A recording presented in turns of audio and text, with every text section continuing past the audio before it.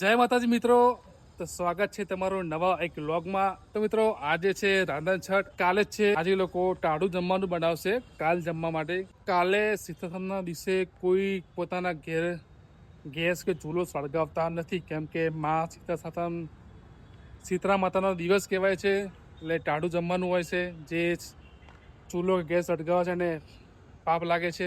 આજે સૌ પોતાના ઘરે થેપલા, પછી ભાખરી, 4-5 જાતના શાક, ઢેબરા, ભજીયા, પછી પાતરા અને શીતળા માતા ચડાવવા માટે ગેસ ઘે કહેવાય છે, પછી બનાવે છે। આજે રાતે 12 વાગ્યા પછી ચૂલો બંધ કરી દેવામાં આવે છે અને કાલે ટાઢું જમવાનું હોય છે। એટલે કોમેન્ટમાં જય સીતારામ લખી દેજો અને કેવો લાગે વ્લોગ લાઈક કરો, કોમેન્ટ કરો, શેર કરો। જય માતાજી, જય બાબારી।